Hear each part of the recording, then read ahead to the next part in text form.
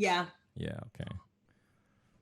All right, so let's go ahead and get it on here. All right, so what I'm gonna do is I'm gonna start with a quick intro. Okay. It might be a little bit meandering and nonsensical, but that's the point.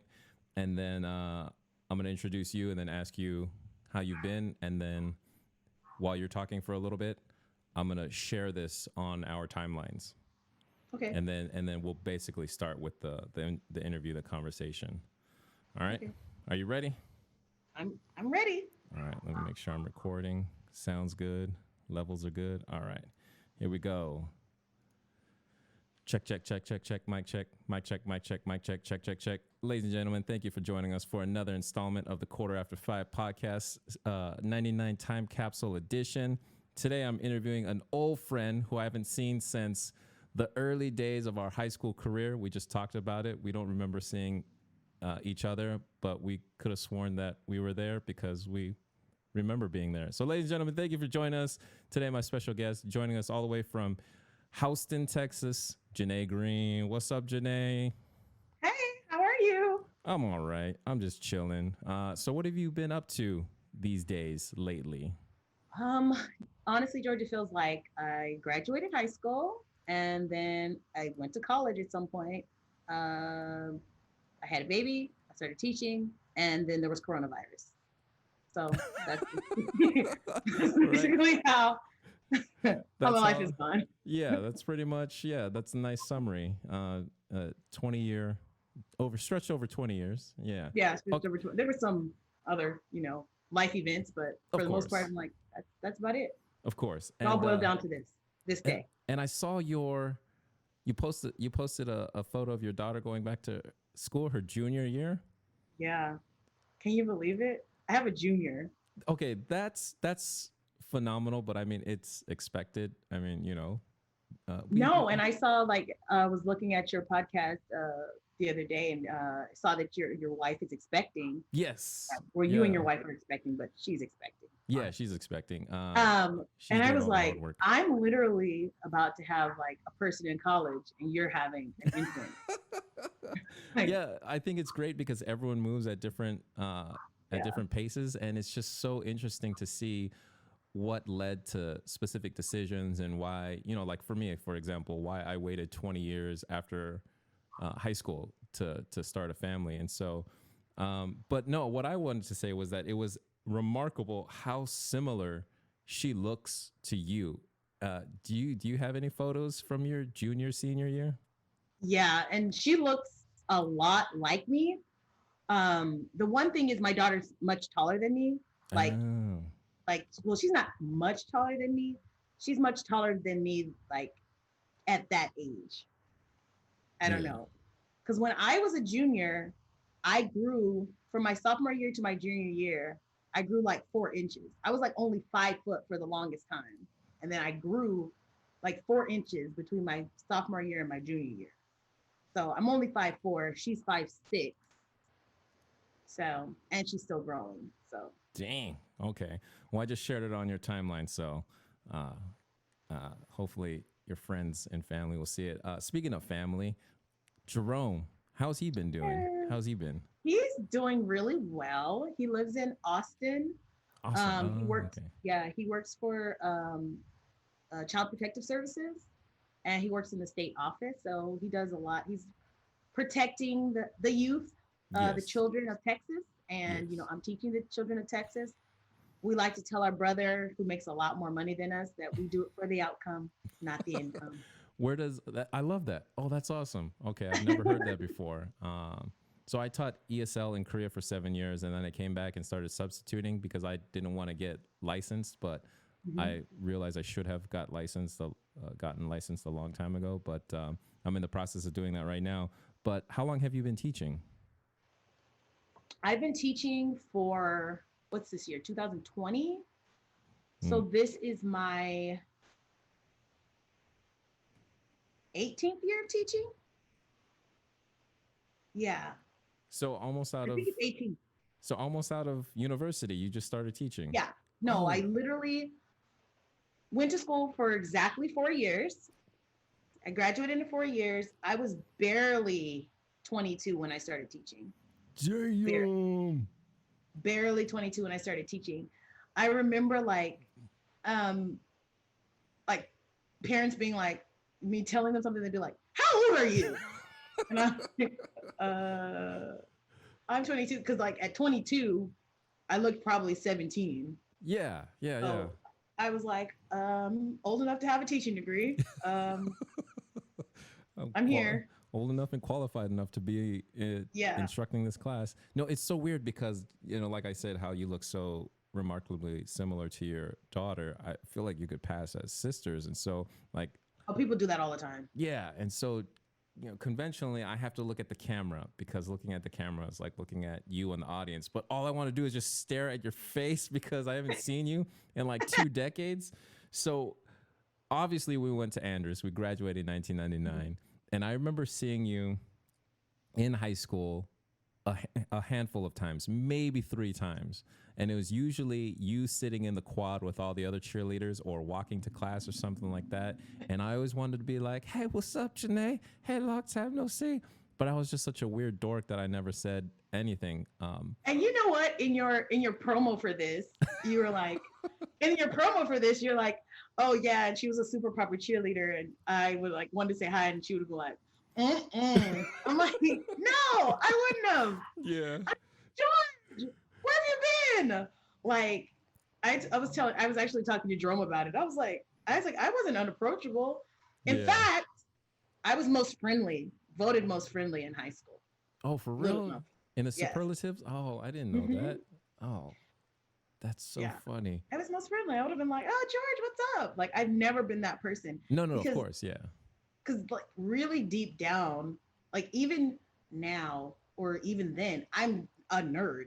I'm Mm. I like nerdy things. I'm like, oh, I like to read books, and I like watching, I don't know, sci-fi stuff. And I'm like, I never be like, So I don't like any music that well, wasn't made. do you still listen to like old music? Do you still watch old TV shows and old movies? Are you nostalgic Oh, like that? that's all I do. I was literally listening on my way to work today to Michael McDonald. Like, I keep forgetting not in love anymore. You know that guy? That guy? I was No. listening to him, and I was like, I literally, if like, okay, Jerry Seinfeld on his comedy special says something about like whatever age you got married and how you were dressed, that's how you still dress as an adult. So whatever age you got married at, for the rest of your life, that's how you dress. And I feel like the year I became a mother, like I don't like any music past that time. Wow. Like, Yeah. so I had my daughter in 2004. So like if it's made beyond 2004, I'm like, who sings this? Yeah.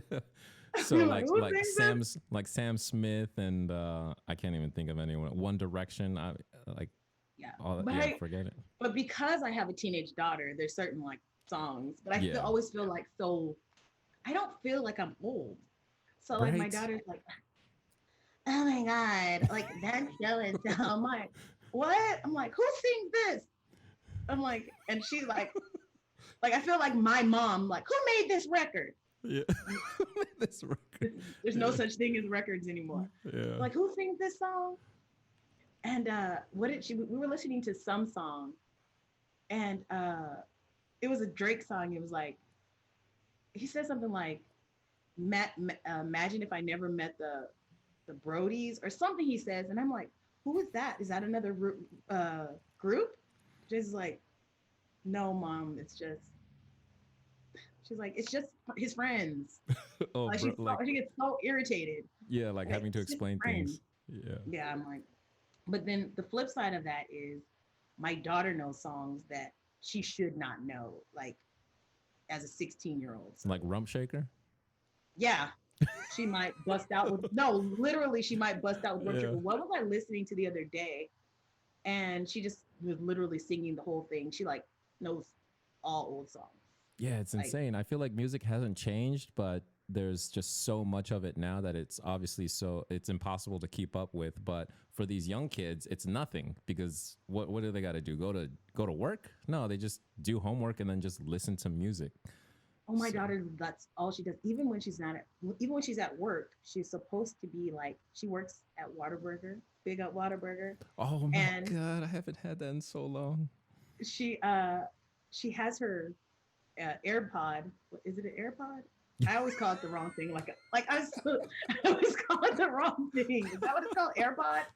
So she puts that AirPod in her and then she has her headset on. So she just listens to music for her whole shift. Yeah, man, is she gonna So, get in trouble for you snitching her mm, out like that? it's Whataburger. And if she doesn't, I told her, like, don't take crap off of people because if it's Whataburger, quit. Yeah, yeah, yeah, yeah, for real.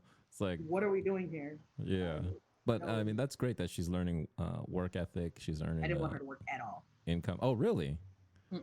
What, she wants extra money to buy more records? It's like records. I don't know. She's like, I really think like I worked and I used to work a lot. I don't work as much as I used to. So I think she just has that in her. So she just wanted to work. And I also think she wanted to work because I won't let her go anywhere because of the pandemic. So if she got a job, then that's the way that she can leave the house. Oh, that's her loophole. Yeah, she's like, oh, I can leave if I'm going to work, but she can't leave at any other point. And So, it's just the one baby. oh, yes, yes. Mm-hmm. I guess I was it's so hard. It's Mhm. so hard. Like I at one point I did want more kids. But her dad and I broke up a long time ago. And then after that, I just was kind of focused on work and then, raising her, that I just never found another partner. Mhm. So I guess I would have had some more kids if I had, but now that she's 16 and she's going to be like literally, she has this year and this next year. She has 2 years in school left Yeah. and she's gone. I couldn't imagine raising a baby from infancy at this point. Yeah. Yeah. Like Well, if she was still gonna be here for another like 3 or 4 years, then maybe. But now that she's gonna be out of the house, I'm like, I'm free. So yeah, yeah, for why would I sure. start that again? Yeah, and I think it's mainly because you did it before, Yeah. whereas I haven't. So it's just like, oh, welcome to the fire. Go ahead and jump on in. No, and like if I didn't have any kids at this point, I would be like Let's do it. trying Yeah, to yeah, get some yeah, kids. I'd yeah, be, and that's why I'm like, I'm not really pressed about being single. I'm like, I have my child. I've done the dating thing. I'm golden. I'm like, yeah, yeah, She's perfect. She's yeah. perfect. That's awesome. That's so awesome. That's so awesome for you. Yeah, I'm sorry. I just got stuck in this nostalgia bubble because I remember you in the sixth grade in Miss Carmona's class, and then I don't know Miss what happened Carmen's in class. seventh grade. I think in seventh grade you were still in her class, and I got moved to No, Mrs. we were in Miss French's class. You and I You don't both. remember Miss? Huh? I remember, but I thought I was the only one that got moved over to her class. No, we was all of us were in that class, weren't we? It was like me, you. Was Adam in that class? See, I don't remember. I thought I was the only one. No, Because you and I. You were definitely in that class with me. And then remember Patrick? yeah, And we called him the informer. Informer. because it looked like snow. Yeah, Patrick O'Connor. Yeah. Yeah, and like he was a really cool kid. And no, who was I telling? Just yet, I was telling a friend. I was like, I'm gonna be on my friend's podcast, and I was like, I don't know really what happened. I was like he was saying on the promo that I was like, I haven't seen him in forever. I said, but always felt like he and I were like the girl and boy version of each other. I was like, we were Right. both in that class, supposed to be gifted. I guess we were gifted. We were supposed to be gifted. But that's what I tell, like, as an educator now, I tell parents all the time, gifted does not mean high achiever. No. Yeah. Gifted just is a different way of thinking. Exactly. So you could be gifted in a lot of things. We may not have been gifted in English language arts. Like this just, but that's what they had for us, you know? Yeah. So I was telling her a story about, we were in Miss French's seventh grade class. I don't know if you remember this. And we had to create a book. Do you remember? We had to create a book. And I said, the thing about me is I'm already like ADHD, like, oh, what? Right. So I was like, I'm a kind of person who needs like structure. And like in those classes, they'd be like, here's your work, Yeah. go for it. And I was like, I can remember like me and George literally just like roaming around, like kind of working, not really working, just kind of. But we had to write this book. My book was something about like too much TV, and your book was like it was called, I think, The Great Guerrilla Wars. Oh my God, you remember that? Yes, it was called. And I was telling my friend, I was like, okay, we were both in the same predicament. I was like, really? I like that's why I'm a firm believer in collaboration, of kids working collaboratively, because I can remember I had a really great story, and you had like your. I told somebody, I was like, his artwork in his book was like it could have been really published. Like, that's so funny. was really really good. I said, but he might have finished 4 pages of it. He may have finished 4 pages of it. And then I had the same thing. And I said, at one point, I got in my book, like my story was completely finished. But then at one point, as I knew I had to finish it, I just started like drawing one picture on each page. Like it was like they were supposed to be jump roping, and it was just a page of a picture of a jump rope. Yeah. Yeah. Like, I said, we used to hang out we used to hang out all the time. I was like, we used to hang out. We used to watch Quantum Leap. Oh my God.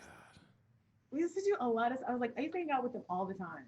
Oh. I remember the other mean thing used to do to me. Used to do that. Oh like, no. The mean thing used to do to me. I was like, I like literally stopped wearing my hair in a ponytail because of it. Oh no, yeah. You would grab my ponytail and pretend like you were punching me, but you weren't punching me. You were just grabbing my ponytail. And it was funny, no. But like in hindsight, no, you know, but the weird thing about that is like I tell people all the time, I've always felt more comfortable hanging out with guys because I had 3 brothers. Yeah. Like that seemed normal to me because I have 3 brothers. Yeah. I didn't see anything wrong with that. And it was so normal because like I could just be watching television and one of my brothers just like literally have to fight for the remote. Yeah. Like a death match. Yeah. So that seemed normal. I was like, oh my God, that's so hilarious. That was mean. Like talking to somebody else, I was like, yeah, and I used to do this really funny thing where I pull my ponytail, and somebody's like, that was mean. I'm like, was it?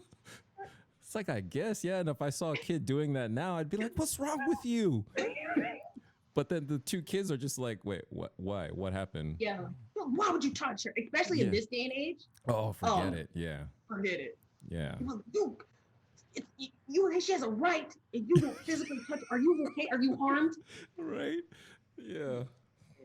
Oh my God, you bring it back. So the Guerrilla Wars, I remember that because Robert Babington had a story that he basically ripped off the Lion King. It was like this lion cub who had a diamond in his forehead and was a chosen one. And we're like, that movie hasn't come out yet. How'd you, like, did you for real? Right. Like, what? How, did you get a special screening to this? What? I don't get it.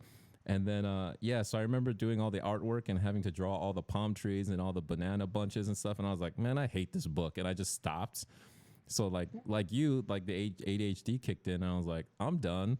But we had to, I guess, finish it for a grade. So I was like, I guess. So like towards the end, the pictures got more basic, and it was just like no color. And I was like, all right, here you go. It's not going to get published, so whatever. Yeah, because I think it was like we made the books, and then like she was going to send them off like in a contest or something. Yeah. And then, our books didn't make it into the contest. It was just like, okay, here you go. Give it to your mother, I guess. Yeah, the one thing I remember. It's so weird. That was just a weird time. Yeah, no, for sure. Because what you're describing, I thought happened in 6th grade.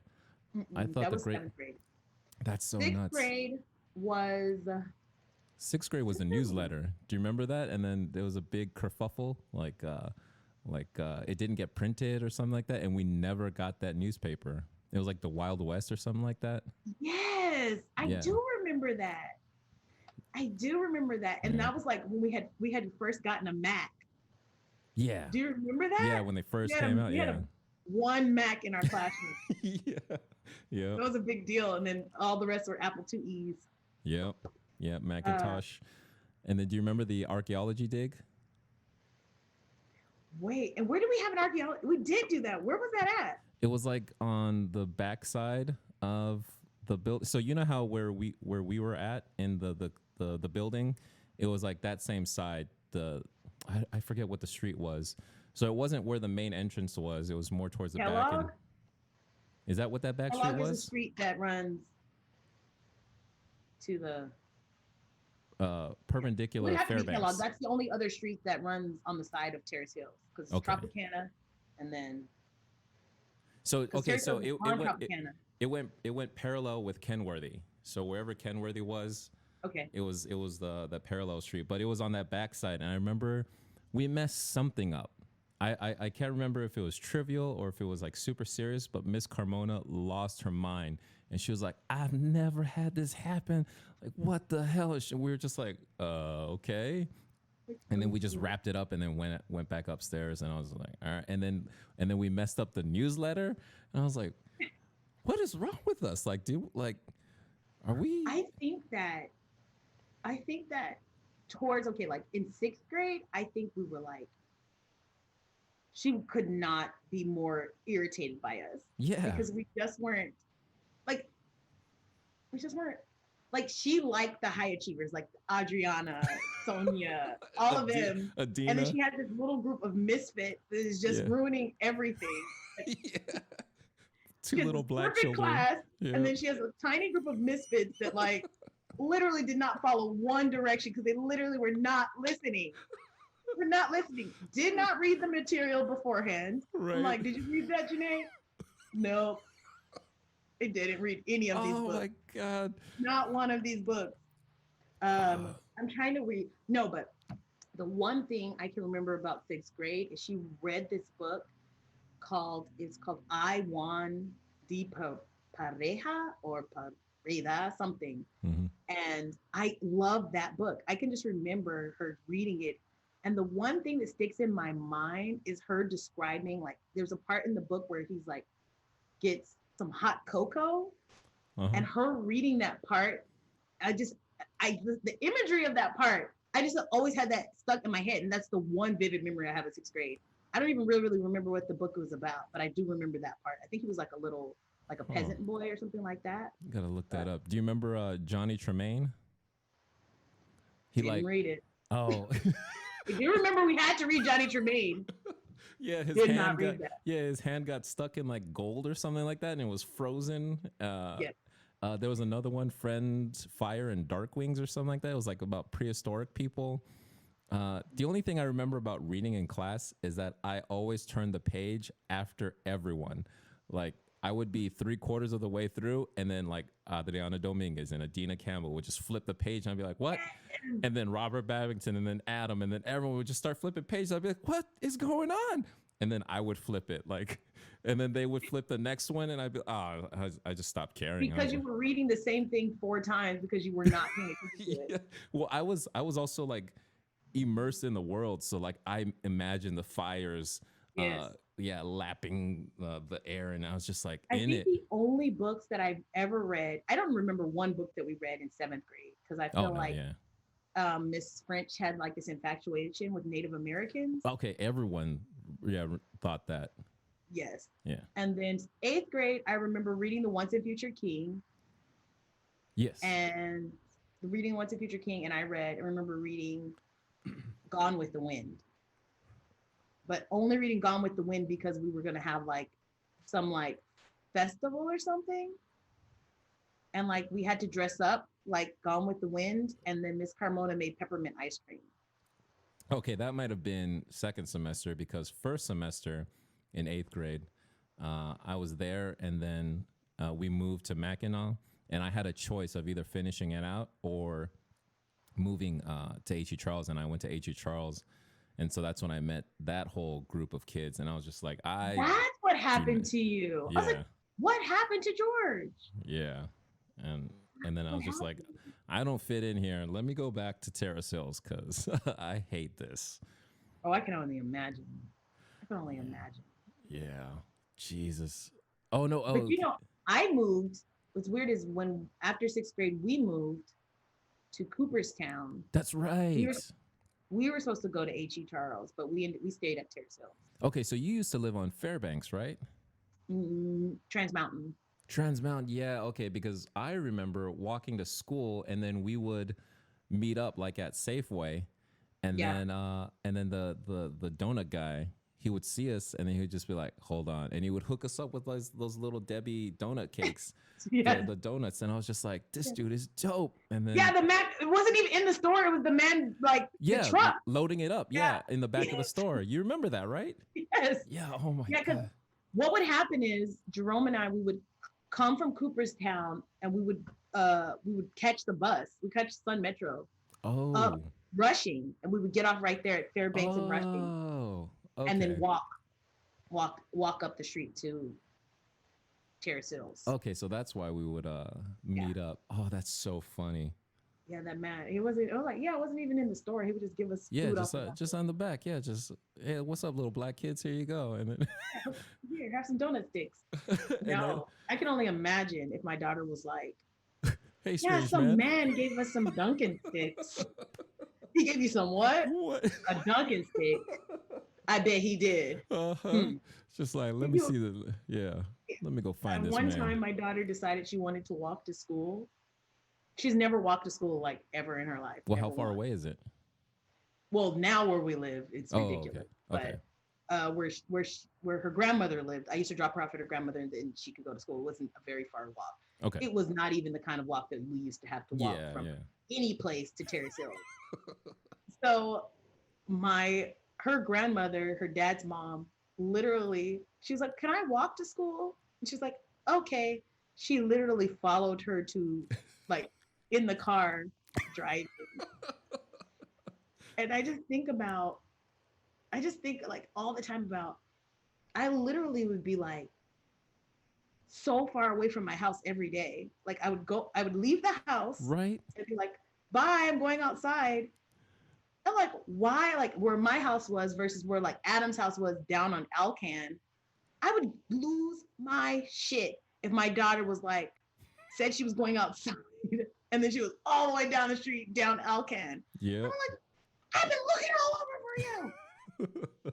Yeah, Adam lived a little bit farther than me, but because I lived in Trans Mountain Apartments, which was right on Yeah. the corner of Autobahn. Everybody and- lived there. Yeah, and then so making that trek, and then I remember my mom wouldn't let me ride my bike to Adam's house, which was like a 5-minute bike ride, and I'm like, you let me walk 15, 20 minutes to school every morning? What's wrong with you, lady? And then so she just downloaded all her anxiety onto me, so I gotta cut that generational bug. But okay, no, real quick before I forget, I wanted to say that. Do you remember we used to put your head in the hoodie and then pull the Yes! string? That too. Oh my god. Okay. I'm like, what is Yeah. wrong with you? What's wrong with you boys, you crazy ass kids? And then Henry, he mentioned, do you remember we used to ask you to touch your elbows behind your back? Yes, and I was so stupid. I was so dumb. I was like, what? But then the other part of that is like, I'm like, what were they doing that for? Because clearly I was like flat chested up until like my junior year of high school. I Yeah. was like, that was pointless. Yeah. Like you really should have went and asked like Sonia or somebody to do that. Oh yeah. But I guess I was the only one dumb enough to be like, To do- okay. to do it. Do you remember the Adina's birthday parties? We would go to her house and then eat those fancy dinners. Oh my gosh. Okay, do you remember? Okay, the very first one was in like 6th grade. Yeah. Well, there was Okay, one so before I wasn't that. there. Well, I wasn't there for the elementary school ones. Yeah. So the one that you were like the very first one. Well, no, that might have been the second one because one of them was like an outdoor like luncheon in the backyard, and we had gazpacho. No, you were definitely there because you thought this gazpacho was salsa. Was what? Salsa? Salsa. Because, but why would you serve preteens gazpacho? Right. So I think it was the second. I think it was in 7th grade. This one was in 7th grade. We had this dinner. We had chicken for Mhm. dinner, like this fancy chicken meal, and then we were going to her mother said we were going to the theater, and everybody else showed up like dressed up to the nines, and you literally wearing like a sweatsuit. you're wearing a sweatsuit and you were like, I thought we were going to the movies. I thought we were going to the movies. And she took us to see Fiddler on the Roof. Okay, okay, that's when it was. Okay. She took us to see Fiddler on the Roof. And I just remember somebody had a Game Boy. I don't know who it was. It's They had a probably me Game Boy. or Robert. Somebody had a Game Boy. And I just remember Adina's mom was like, turn it off. Turn it off. And then, like, it was intermission. It was intermission, and then we're like, oh my God, we're so glad it's over. And she was like, oh no, that's just the second part. I mean, that was just the first part. Matchmaker, matchmaker, make me a match. We're like, no, no more of this. I'm dying. This is the Holy longest shit. evening. And like, what was so funny about that is like, Adina was very prim and proper, With the but only folklorico? around her mom. Yeah. Because at school, she was not like that. Yeah. She would be like, really like, oh wow, you're really acting a little bit crazy here, lady. Like, calm down. Yeah, I just remember she was insanely intelligent because yeah, she just grasped concepts quickly, and then she had like diligence and the work ethic to complete the assignments. So I always looked at her like, damn, all right. Because I always felt like I was hyper observant and I picked things up real quickly, but then I had no work ethic. So I always looked at her like, holy shit, you got the second half of the equation too. But then, oh my God, you're bringing up so many goofy ass memories. I cannot believe. I think because I remember Robert Babington had a Game Boy because I would go to his place and play him. But I don't think, I don't think he was stupid enough to pull it out in the middle of a live Somebody had production one like and that. pulled it out. And I Somebody think, pulled it out. I just remember his face. She was oh my, like, which also was crazy because Game Boys weren't like today's video games, so you had to have that little light thing over it exactly, to be able yeah. to see. So that's how she knew that y'all were playing it. 'Cause somebody had that little light on. It wasn't like color. You couldn't see it in the dark. Oh my So God. that happened. But I just remember, like when I look at it now, I remember being like in those classes, and everybody was very, very smart and intelligent. Really, really, really smart. But just like you said, like I just didn't have that work ethic.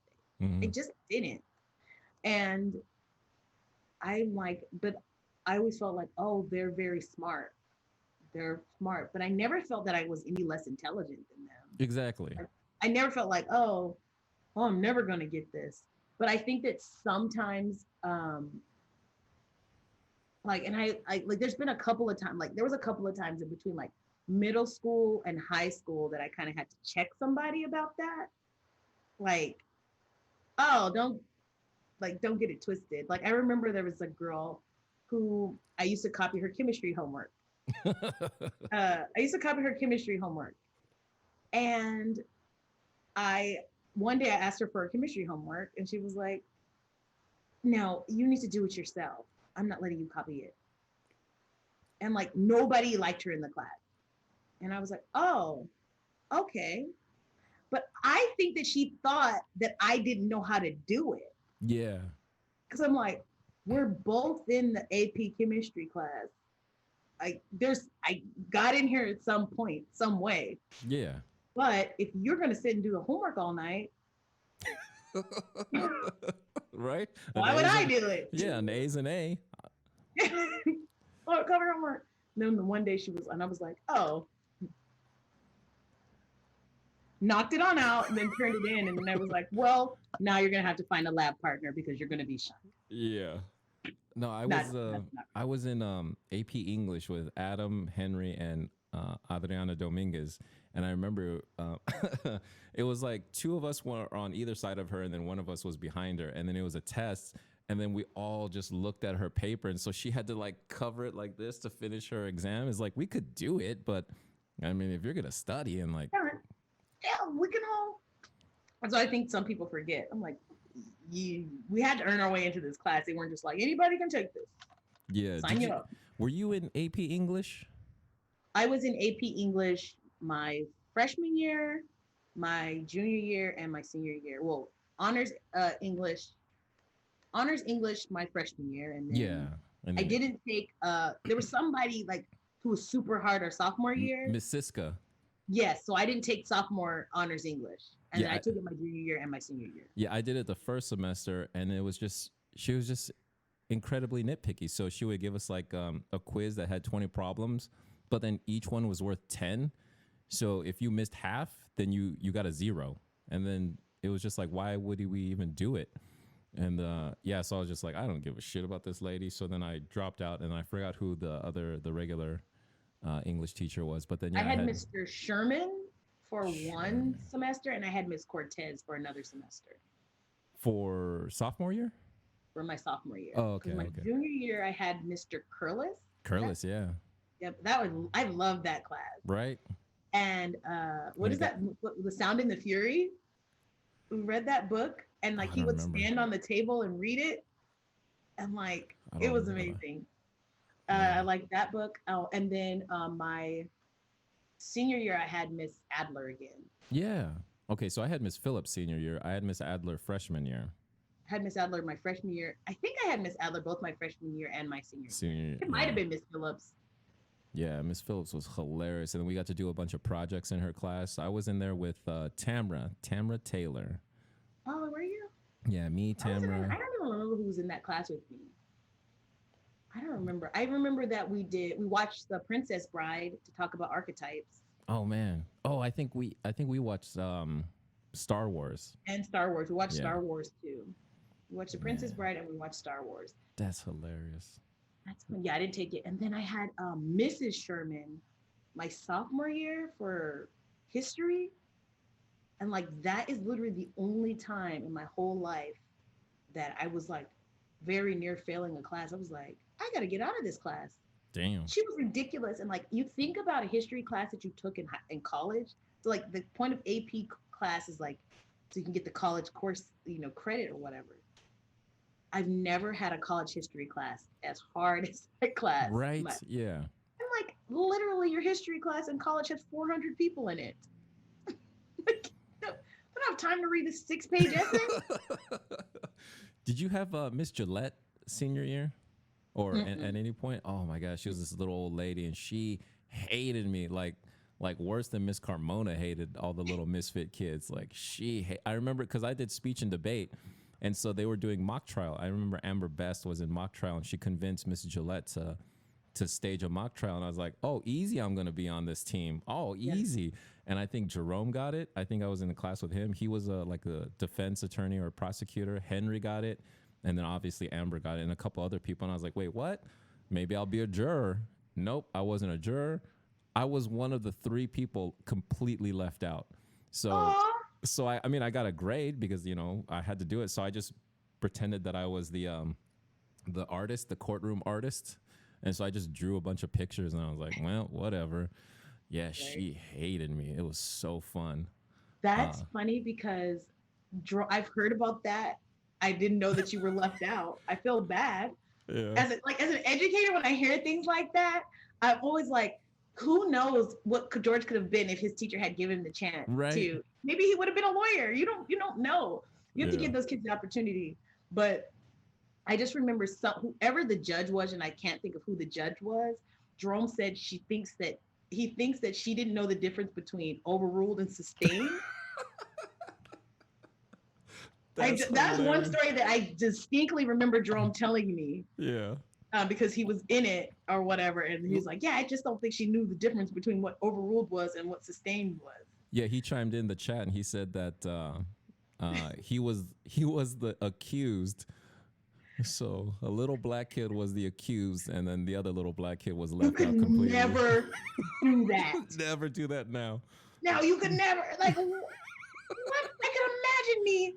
And my daughter goes to school with mostly African American kids, black kids. But I could only imagine if Jesse came home and like, yeah, we're having a mock trial, and I'm the defendant. But Right? I was accused of a homicide. what? Jerome said Norma Herrera and Henry were his defense attorneys, and then Oh, Amber was the prosecutor, and Stephanie Haddock was the judge. Oh, okay. But does he Oh, remember? Do you remember that you told me that you didn't know the difference between sustained and overruled? oh my God. That's so fun. Okay, so who was your favorite teachers growing up? Elementary, middle, and high school? Okay, my favorite teacher in elementary school was Miss Leopold. She actually made me want to be a teacher. That's when I got the idea to be a teacher because Miss Leopold was like the best teacher I had. Like she was like always nice. She was always like I had some really mean teachers Oh yeah. in elementary school. Like all my teachers were mean except for like Miss Ozalski, who was my second grade teacher. She was very nice. She was from Oklahoma and she taught us how to polka. Um, And then I had Miss Leopold in the fourth grade. She used to wear like stirrup tights, which probably was just the fashion there, but I thought I used to think that was cute. And then in middle school, honestly, probably Miss Carmona, like the Miss Carmona from eighth grade, was she was a really fun teacher. Um, when we were in sixth grade, I don't know. I don't think she just liked little kids. And Yeah. in sixth grade, you really are kind of little. Well, it was probably Middle school. she was probably an eighth grade teacher, and then there was a shortage, and so they made her teach sixth grade because I've seen that. Yeah. Oh, definitely. Yeah. So probably middle school, Miss Carmona. Well, Mr. Grovelos. Yeah. We didn't talk about That no, seventh. I mean, middle school has to be Mr. Grovelos. He was Yeah. the best. Do you Remember how many remember? times we watched Encino Man? Oh my God! Do you remember? I used to run around class with rulers in my Yeah, fist like I was Wolverine, Maureen. and I Yes. would stalk kids. Like I would hide under the desk, and then you're like, "What is George doing?" Bah! And I'd run and I pretend to slice them up, Ah. and Like, then and that was a fun class, but that was then we have to talk about engagement. Like he had us like we had a lot of freedom in that class, but there was a lot of learner engagement. Like there oh was a yeah, lot of engagement where kids wanted to do the things that were in the class, so you stayed on task so you could do yeah. those things. I remember almost Even like every if it was just project. like the day of notes, so that Yeah. you were gonna get to the thing. We made all those Lego cards with the Oh my competition. We had to God. figure Yeah. out how. I remember that I think it was me, you, and Adam, and we had come up with this car where the engine would fall off at the end. Oh, okay. Yeah. Oh, So that you was you go were on that further. team. Oh. Yes. Okay. So yeah, that one was great because we had like a yard long piece in the front because it was Yes. whoever got the farthest. And so we Yes. made that piece on the front, and then I remember watching it like hit the bottom of the ramp. They would like stutter. So I was like, "Oh, Mhm. that's great! Like if we precariously put a weight on there, it will drop off and then propel it even farther." I don't remember if we won. I feel like we got at least top three, but yeah, I remember all those little different ideas. And then, do you remember we had to the ovens? We had to make the ovens out of aluminum foil and black Yeah, spray paint. the solar ovens. I did that with my class. We Oh, did that damn! when we talked about types of energy. We made those solar ovens. Are you a science teacher? Well, at one point I was self-contained, so I taught all subjects. Um, and then I went switched to being blocked to just English language arts, and now I'm an English language arts specialist. So I Oh, don't work okay. in the classroom with kids anymore. I Oh, just be like, damn! do this and do that, and no, that's wrong. Learn engagement. No, I just say, hey, this is what they want us to do. Let's do that. So I'm the Damn! person who tells. All my job is like, if these people say this, then I tell these people that they said this. That's it. So you're So not in it the sounds classroom anymore? no. Oh, I have an damn! office and everything. Oh, damn! All right, girl. Oh, I got an office. No, literally, it used to be a closet. They put some bookshelves in Like Ryan Howard in The Office. it. In between the two restrooms, you get a little office. Yes, exactly. Okay, so I talked to Adam recently, and I totally forgot. But when we did the ovens, I guess we could like use magnifying glasses, and he just heated up the thermometer with the magnifying glass. And then Mr. Gravos was like, "Really, you got it that hot?" He's like, "Yeah." He's like, "Whatever." So that was the great thing about Mr. Gravalos is like he knew we were lying. He knew we were little shits, but he's just like, "I don't care." I just remember when people would like tag his desk because like he taught science tech, but then Yeah. he taught like a whole nother demographic of kids. So I just remember when people would tag his desk, he would like write messages back to them. Oh damn, that's I was like, hilarious. so and so is like he would like call them names, Do you whoever remember? wrote it on the desk. because he had a bunch of Apple IIes in the back, and I just always remember playing Sticky Bear or Oregon Trail. Oregon Trail, Yeah. and then in Miss Lewis, the computer tech teacher or whatever, Mhm. we used to play Lemmings like every single day. Lemmings. Oh my Lemmings. god, yeah. That's and So the, with Carmona, probably for middle school, and then for high school, I can't think of like I'm trying to think of one teacher that was like she really made an impact. I really liked Miss Matthews. I liked hmm, what I don't subject did know, she teach, Miss Matthews? history. History. Okay. Miss Matthews, I guess. My coaches, Coach McBurrows, Coach Hatch, Coach Neiman. So Oh, they were Neiman, really yeah. I had her for algebra 2, and I just remember like failing her class because I had to take algebra 2 like 3 times because the ADHD was thick those last few years. Senioritis and ADHD, it's oh a my God. disaster. You know Um, what? The only reason why I think that I did really well, like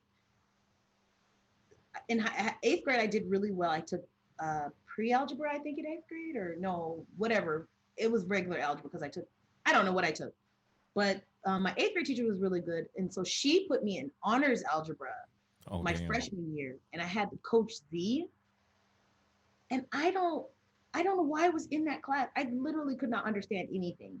I was like, I'm not good at this math. I'm like, I have to get out of this class. And like he's one of those people. I always believe like people who were not good at something are the best teachers at it. So like, let's say if somebody who's really really good at math is not the best teacher of it because they don't really understand how you don't get it because it comes so naturally to them. My daughter's Yeah. like that. She's really good at math. Like like I don't even know where she came from. So I'm like, I don't know how to help you with this. And she's like, I don't understand. All you have to do is this, and then da da da, and then it's X. Duh. I'm like, Kevin, I don't. Everybody's supposed to not good at math, but yeah, no. But I remember that our all three of our track coaches were math teachers. So Coach Neiman was a math teacher, Coach McBrose was a math teacher, and Coach Hatch was the math teacher. So if Mm. you came in failing math, they were going to go off on you.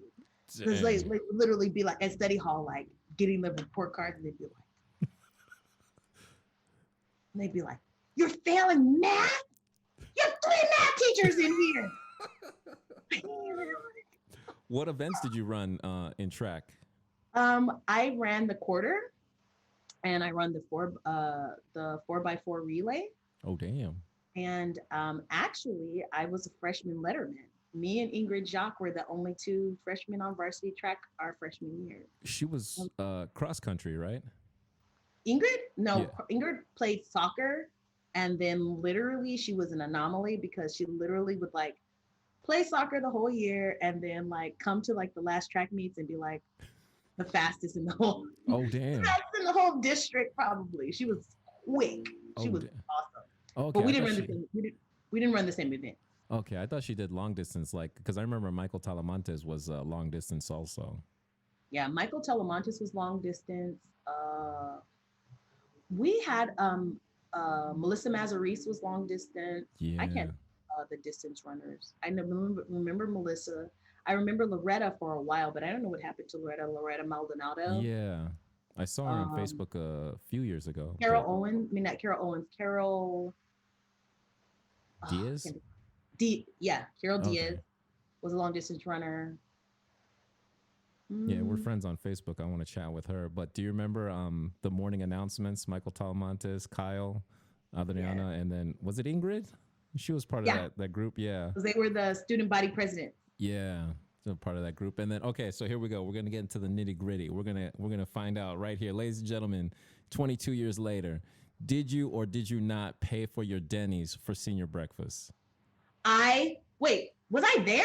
I don't know. I think Jerome was there, and I remember sitting with him and then paying and I then leaving early. If I was there, then I definitely paid. Paid. Okay. Because I'm like, was I there? Was I there? I think I was there, and I paid.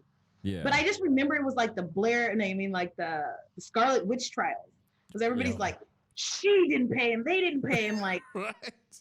It was nuts because I remember I walked in and I was like, because I don't know, I was a bit, I was like I said, I was a weird dork. So I walked in there and I was like, oh, there are no weird dorks in here. It's all the popular kids. And I was like, oh no. you And then I sit was by like, there's a little table of black kids. I was like, oh, hey. And then I was like, I know Jerome. And then I think it was Jerome, Gwen, Tam. I don't remember like specifically who. And I was like, oh, if Gwen hey. was there, then I was there. Okay. And I remember sitting down and I was just like, I have nothing to contribute to this conversation. So I remember eating and then paying and then leaving like early. And then I guess that's when all hell broke loose and then everyone decided to just walk out without paying or yeah, dine and ditch. Dine and Yeah, ditch. and Yeah. like I definitely paid because I think it's like one of those things like if I, out of anybody to get caught for doing something like that, it would have been the black kids. Yeah. So Yeah. Yeah. It's we like you were paid. raised better. Yeah. Yeah, like we paid. I'm like, no, it's not worth $7 eggs to Yeah. not graduate. And then But I just remember everything that year. Anything that was like associated with being a senior was like a disaster it was that year. tainted. I remember we wanted to use our funds. I don't know however we got them, but seniors wanted to use the funds to get a new sign out on Mackinac and was it Alcan? Sun Valley. Sun Valley, yeah, Mackinac and Sun Valley. They wanted that big sign, and they're like, "Nope, we got to pay for your breakfast, you idiots!" And we're like, "Oh no!" But then, That's so stupid. It wasn't us. I wonder who. I really. Well, it wasn't me. I know I paid. I wonder who it was. Like I wonder. Like let's take a poll. Who say yes or no if you did that? Like, did you pay for your senior breakfast? I did. I paid definitely. yeah, get I don't people to, remember being there though. I yeah. guess I was there. If Jerome was there and Gwen was there, then I had to be Then you there. should have been there, yeah, Yeah. definitely. But and it sucks too because like this is before cell phones, obviously. So there's no way, like, because if we were there, we would have all taken pictures and like it would have been Yeah. well documented. But now it's just like who's gonna click? Yes. zzz, I'm sure there click. was some of that going on, but not to be like, oh, this was a senior breakfast. Yeah, exactly. Nobody paid. But I don't remember. I don't remember. Those are those times, and then people ditching school, senior ditch day, and all those kinds of things. Yeah, I don't remember doing that because I hung out with Daniel. You remember Daniel Smith? He was in our sixth grade Mhm. class too. Yeah, Daniel Smith, Cyrus, uh, Henry, and Sam, uh, the late Sam Reisner. Did you hear that he passed? Yes. Yeah, And that was so sad.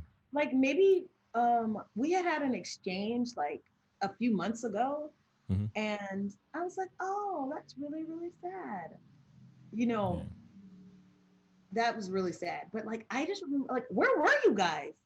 Where did y'all hang out?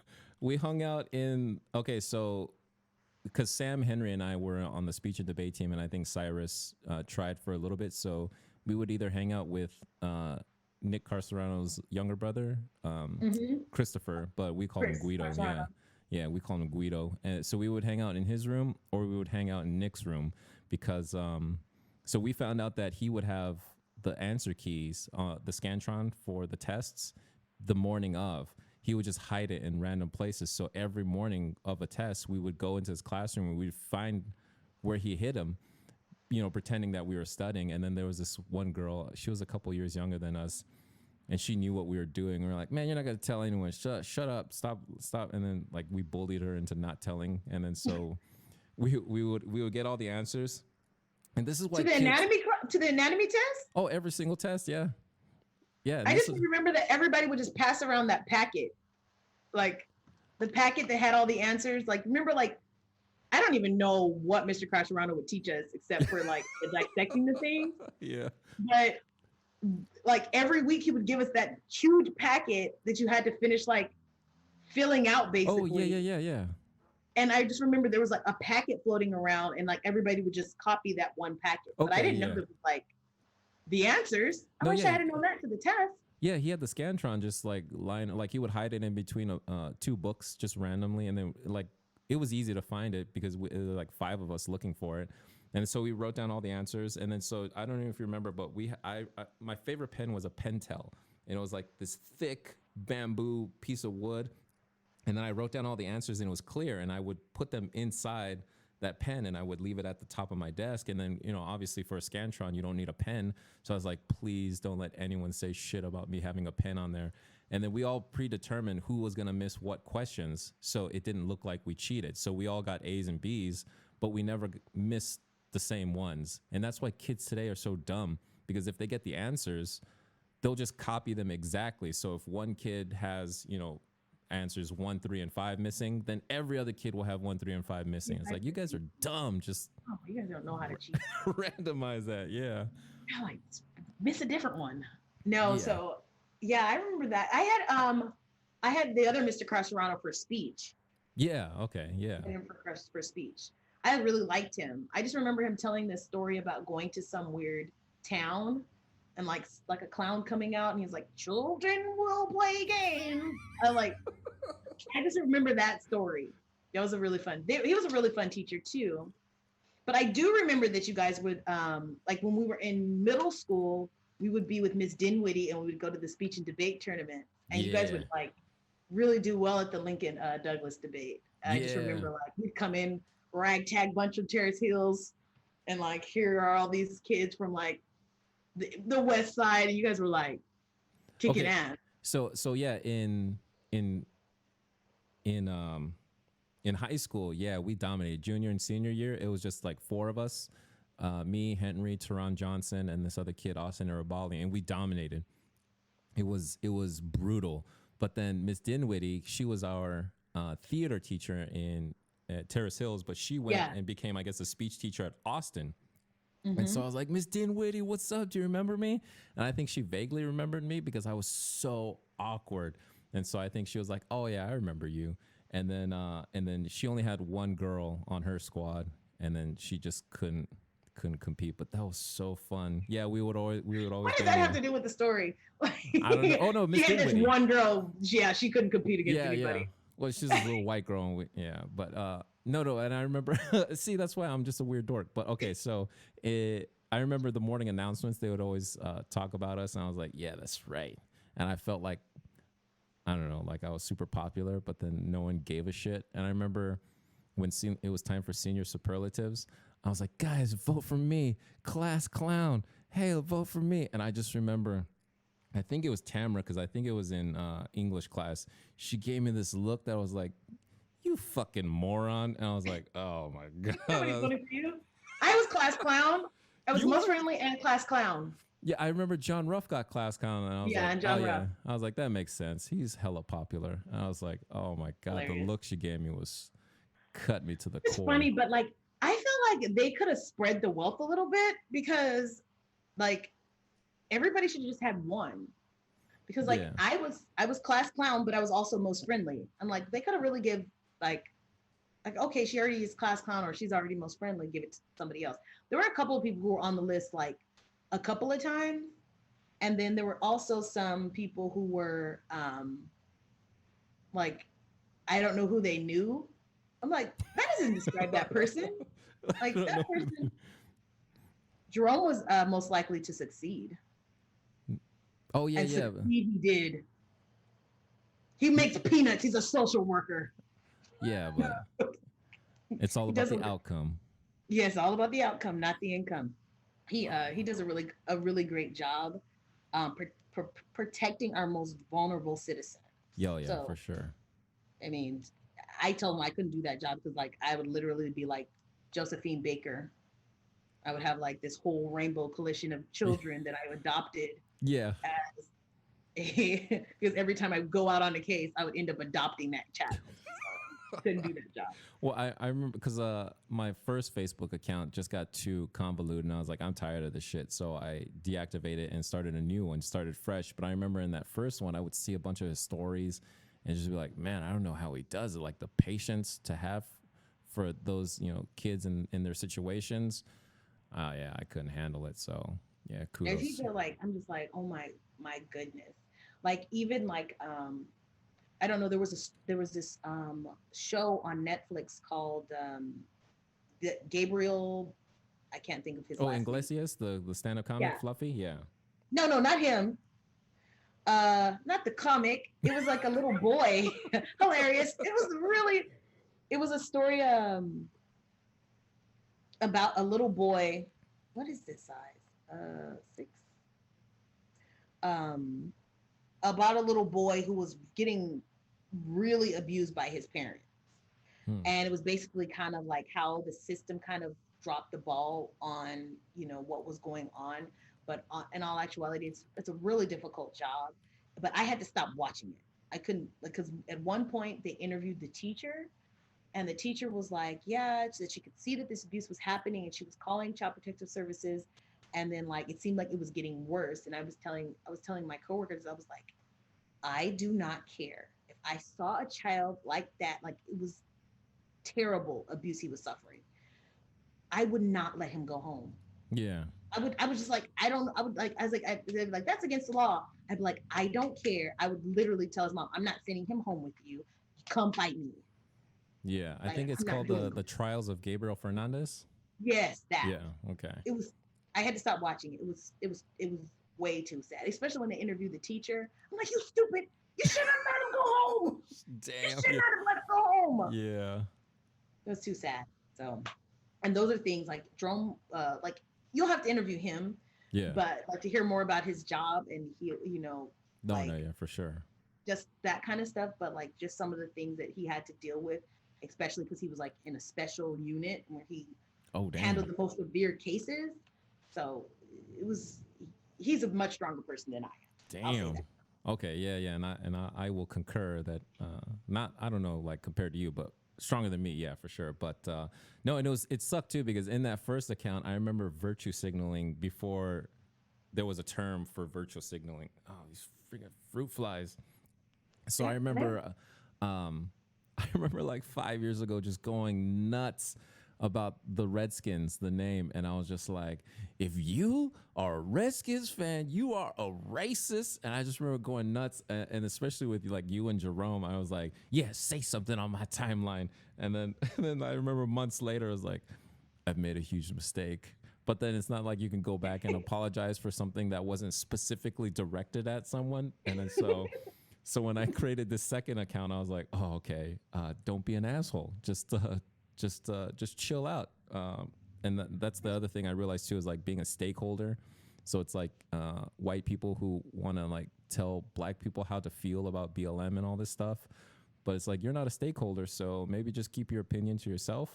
And then I'm not a stakeholder in the Native American trials and tribulations, so maybe I should just keep my opinion to myself. And then Dan Snyder changes the football name. So I know yeah, you're a huge Redskins fan, or I'm sorry, you're a huge football team fan. What yeah. is your Go football team! Hail to the football team! what is your opinion on that? I think that the name is offensive. It was offensive. It would just be like, oh, the Boston Blackies. You'd be like, hey, we probably need to change that. Like Yeah, that's not good. Like, let's go Blackies. And like, you know what I'm saying? Like that's not good. And it's like, that's not good. So I felt like it was time for a change. I felt like the reasoning behind the reasoning, like we're not changing it because of this. Like even like if you go back to like the history of the name, the first owner of the, well, like I guess he wasn't the first owner, he was the second owner of the Redskins. And he brought the team from Boston to Washington D.C. And one of the coaches on the team was a Native American or an indigenous person, mm-hmm. and he because of that he named the team the Redskins, and they had some Native American indigenous people um, on the team. So that's how the name originated. That's why they started calling it the Redskins. So it was semi like coded in racism from the beginning. Yeah, So then just to carry that name on for so long. But then, like you said, I'm not a stakeholder in that because honestly, there's some people who think the name is fine, like mm-hmm. who are Native American descent, like they think the name is fine. Yeah, They think that the logo is fine. Some people, and there's like a huge debate. Some people think the name needs to go, but the logo can stay because it's not really isn't that a caricature? cartoonish. Yeah, yeah, like the Cleveland Indians. Yeah, it's not Yeah, cartoonish. It's whatever. But I mean, but really, the name change is all connected to money. And really, the other thing was that there's like a few stories that came out about like sexual harassment and some Right. like Okay. Me Yeah. Too stuff Yeah. that they, I think, and then the name change was done to kind of try to bury all of that. Mm-hmm. We're gonna say, oh, we're gonna change the name. Oh, don't look over here. We were pimping out our cheerleaders, but Right. don't look over here. Let's Yeah. just talk about the name change. Yeah, that's So, exactly what I thought about whenever it happened, because I know he was adamant. Dan Snyder was adamant on not changing the name, he was and doubling down. so when he announced it, I was like, no, no, no, no, no, no, no, no, don't celebrate. There's something. Let's wait for the end game, and then you can never predict that stuff unless you're following it closely. But then I think it was like a few weeks or a month later, the story broke about pimping out cheerleaders, and I was like, boom, there you go. That's why he's changing the name. He was So trying to bury it. yeah, trying to So, bury, and then and then I guess some dude, whenever they announced it, went and trademarked a bunch of names. yeah, he Eh, trademarked every like. Okay, so I guess they had done like a poll or some. They had done a poll about the names, oh, and no. all the names that people came up with, he went and trademarked. So Oh I think my, he trademarked like the Washington Warriors, the Washington Red Tails. He any of the names that were like, oh yeah, we really like these names. He trademarked all of them. oh my So like, God. I don't know for sure, and I haven't really read anything about it. I think that's the holdup. Yeah, which is why Trademarking. he decided to go with football team, the Yes, Washington football team. Washington football team right now. Hail to the football team. Oh Are you gonna make shirts? Hail to the football yeah, team. definitely.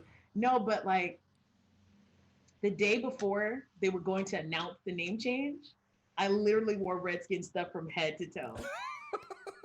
And my brother was like, my brother's like, why? Like, it's not even full season. Why are you wearing Redskin stuff from head to toe? I was like, this is the last day I can actually wear this without looking like a complete asshole, Mm-hmm. like insensitive asshole. Like, we changed the name for a reason. You monster.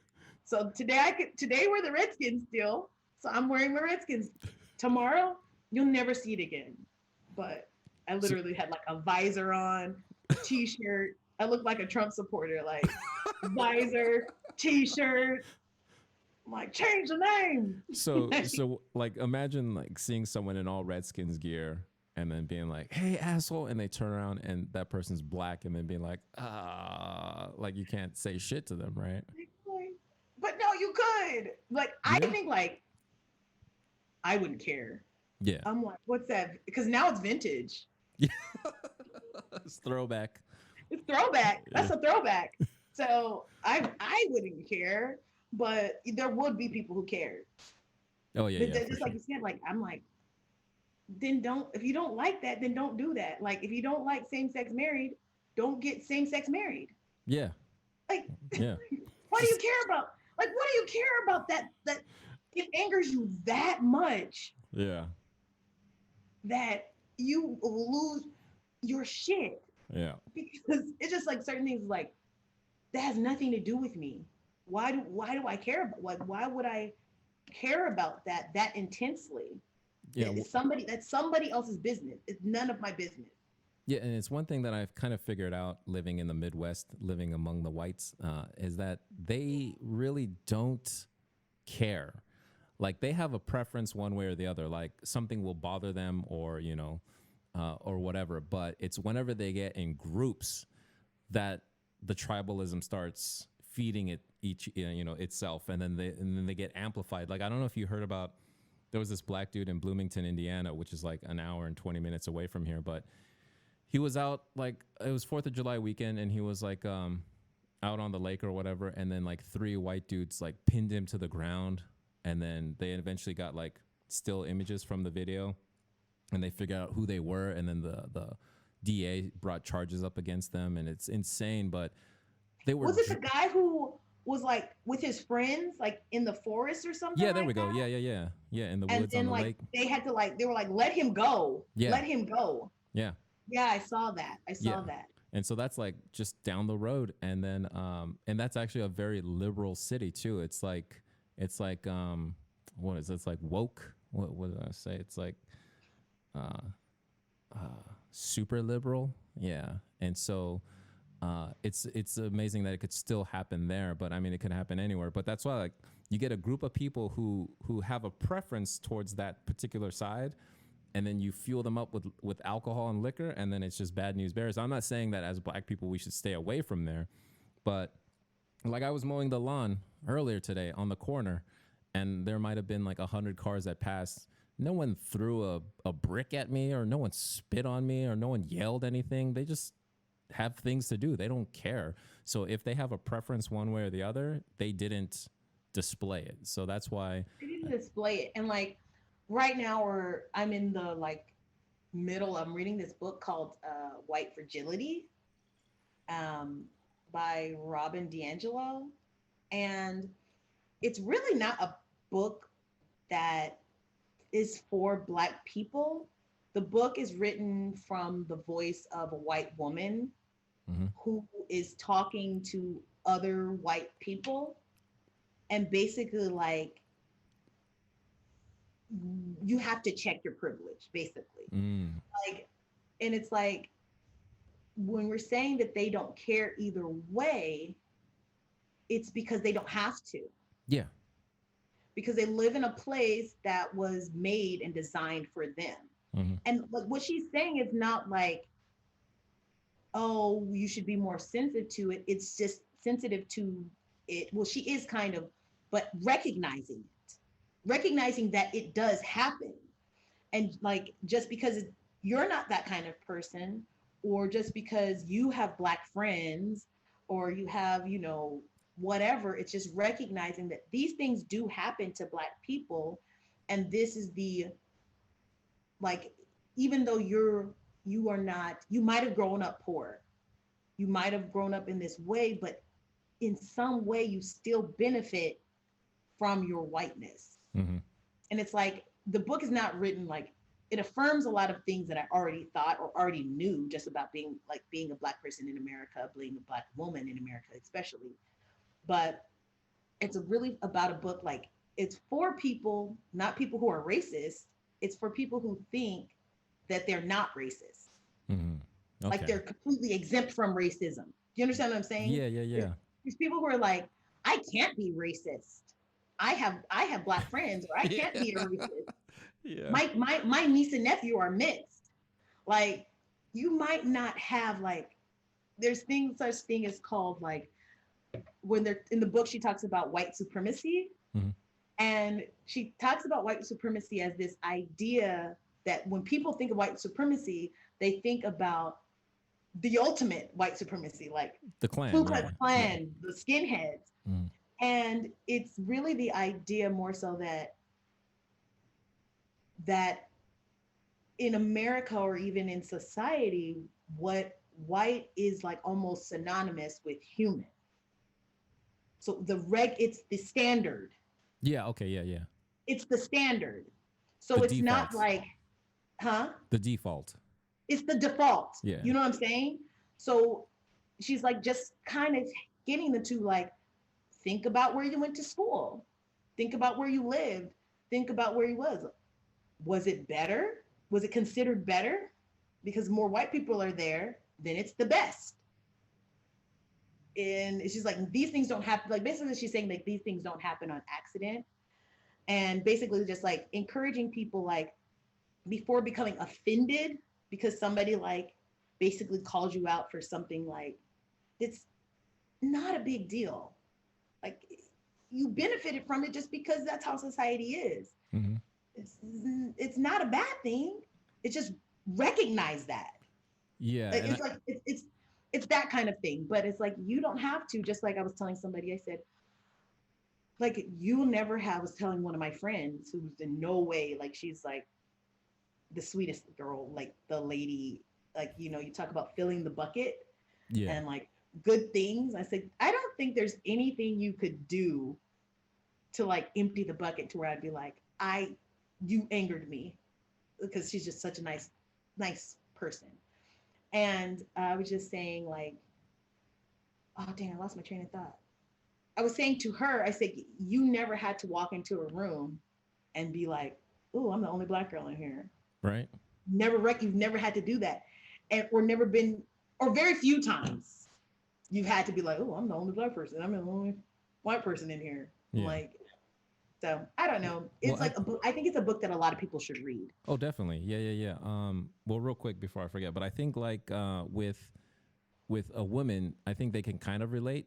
Like a white woman, they can kind of relate because they'll walk into a room and think, "Oh, damn, I'm the only woman in here." Well, it's like, okay, now imagine that feeling, that fear, Mm-hmm. that suspicion, and then amplify it as a black person. Because I remember when I first came up here, I went into one of these country bars like the VFW or the Lion or the Moose or the Eagle or whatever.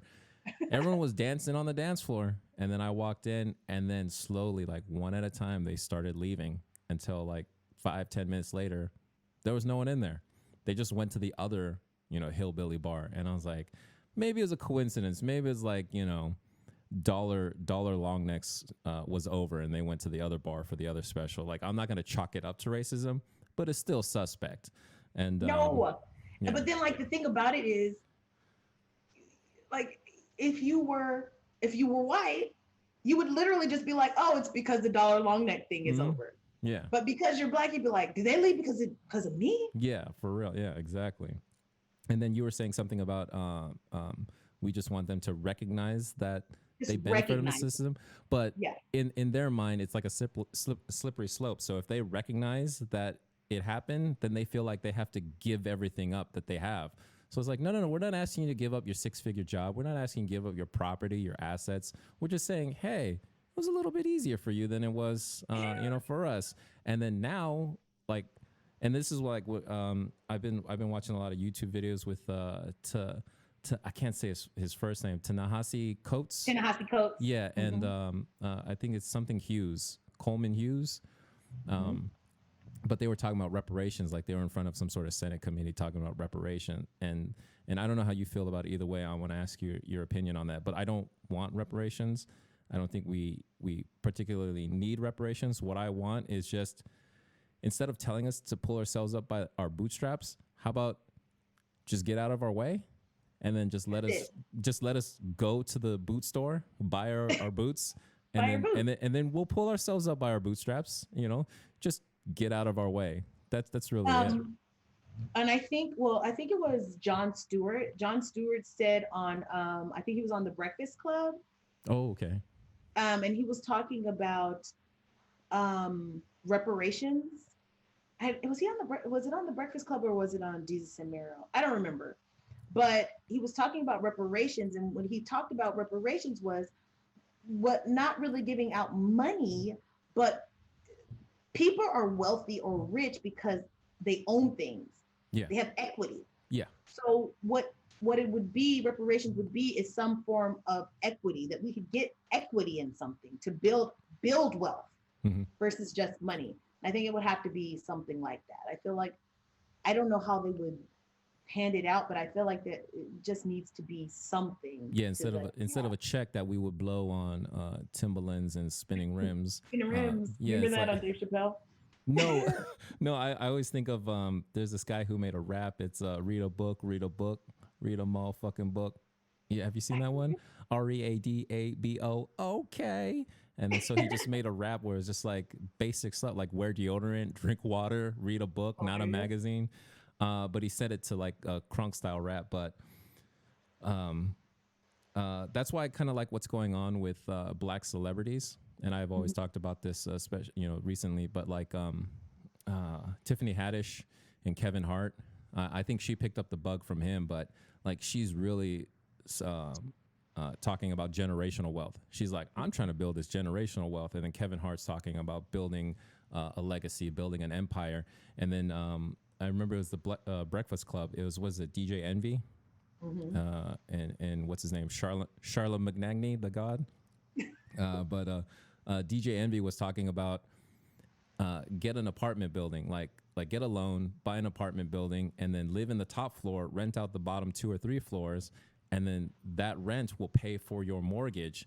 And I was like, and I love saying this. I was like, oh, you mean basic white people shit, like what they've been doing for the past 200-300 years, in the I states at think least. about like things like, and I don't think people realize that, like things like, oh, when I was in college, like I had friends whose parents bought property in Lubbock.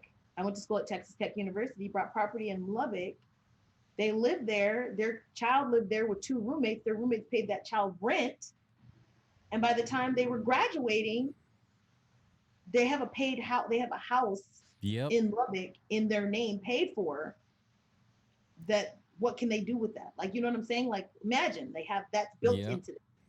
So it's like those kinds of things. It's like, but those things like happen over time. And like I would say, like people, I'm like, I tell people all the time, like, slavery is not that far removed. Right. It's Like like we're not that far removed from slavery. what's like the first girl who went to that desegregated school is like 65 or something like that. Yeah, she's like Yeah. the same age as my parents. My parents went to my parents went to school. They would have went to elementary school in what 1959. My parents were born in 1954, so they would have started elementary school in 1959. They were still going to segregated schools all the way up until the time they were like in the fifth, sixth grade, seventh grade. Yep. So Yeah. I'm just like, it's not that far removed, and we keep trying to say like it is, and it's not. And I said, there's just like there's no accidents that these things happen, but Yeah. I don't know. So like we're in a time, and I'm hoping like I really feel like my daughter's generation and like these next generations are really going to be working towards something else. We're like in another cycle of activism. Exactly. We're in another cycle of activism. We didn't do anything, our generation. But No. Yeah. And then as soon as you said that, we I got just Obama in though. yeah. No, but as soon as you said that, I just pictured like Master P and like all these other rappers with these massive gold chains on their necks, and I'm just like, yeah, we didn't do shit. We got No, okay, you know what we did? This is what we did, and I'm glad you brought that up. We demonstrated our purchasing power. We demonstrated that we are a vital part of the consumer economy in producing content, but then also in consuming content. So instead of having the plucky black sidekick in every buddy cop movie, we started to become the hero. We started to become the star. So that's what we did. Oh, fuck y'all guys. Okay, I get that. Yeah. I get that because I can even think I was watching this thing about whatchamacallit, like urban streetwear. Yeah. And how like nobody was really designing for that. Yeah. And then it started becoming like, oh, this is viable. Like we can make money from this. Exactly. We can exploit these people. Yeah. Yes. But still, they were like, oh yeah, we can make. That's a demographic. So no, but I really feel like my daughter, she's 16, and then like people who are coming like a few years before her, and then a few years after her, we're really going to start seeing this cycle of activism and like some of the things that my daughter even talks about. I'm like, oh wow, like you're woke. Like as she talks about, and like she was taking a class last year, and just she was talking about like literally on the way home from school, she was talking to me about the difference between culture and race and ethnicity, and how like I was literally driving home. At this point, she was only a sophomore, and I'm like, who am I raising? Mm-hmm. Like we're literally like on the like way home, and that's the conversation that she wants to have. Exactly. It's like, let's get into some deep philosophical and socioeconomic issues. Mom, like, swing by the Dairy Queen. And she's like, so what do you think? As she's eating like an ice cream cone, like, what do you think? The person is such and such. I'm like, oh. I was like, I guess you may have changed my thought about that. Yeah. And so that's what I'm hoping is the outcome with all this BLM activism and protest. I know that the riots were kind of a sore issue because it was a mix of looters and it was a mix of protesters. So it's hard to say like, yeah, the riots were great because it galvanized and it empowered Black people, but at the same time you had people specifically on the mission of destruction. And so you can't condone that, but at the same time, like I'm glad that everything happened the way it did. And what I'm hoping is that my son Bennett, and then well, that might be too far removed, but what I'm hoping is that people like your daughter and a little bit younger will get involved in the system as opposed to chastising the system. They actually become lawyers. They become police officers. They get involved in city, state, and federal politics, and then they change it from within as opposed to yelling at it from the outside. Yeah, and I think that we're going to see the rise of like young leaders and things like that because they've lived in this place where they've had no control or seem like no control, and they are going to start coming together to make something a little more. I hate him so much. What's up? Jerome said I said like 300 times. I can't help it. Now you make me self-conscious, Jerome. Thanks. That's what twin brothers do. No, he's the worst. So now I've lost my train of thought. No, just coming together to be like we're fight the power. Like Yeah. and becoming, and I also think that they're becoming more conscious of other people. Yes. Like my daughter goes to school. I feel like in our school district, I feel like forget how many flags fly over like countries that represent the kids from all over the country, not over the country, all over the world who go to my daughter's school. So my daughter has gone to school with so many different kinds of people. She doesn't go to school with one kind of person. Like she's exposed to so much different culture. Because I think about like going to school at Terrace Hills and Andress. We went to school around a lot of different cultures because we came from a military backgroround. Oh yeah. So, like I was telling somebody, I was like, yeah, the first time I ever tried Korean food was like my friend George. He would bring like food that his mom would make. I was like, that's it. I was like, I love kimbap because his mom always used to send it, and we'd be like, what's that? That's hilarious. Yeah, and then we would eat it and be like, oh, this is good. So I was like, that was the first time I ever tried Korean food. But my daughter is like that times 10. Oh no, yeah, for sure. And I think we were spoiled, and I think we were a good bridge because, like you said, we're a military town, so we were very diverse. Like I heard stories of like the UTEP two-step, like people who will go to college in another city and then come back and finish it at UTEP. And I remember one girl went to she's a white girl. She went to Lubbock. She went to Texas Tech. And what I feel happened was she realized that there's a different kind of white people out there. And then she was like, I don't like these kind of white people. Let me go back to the Mexican and black friendly white people.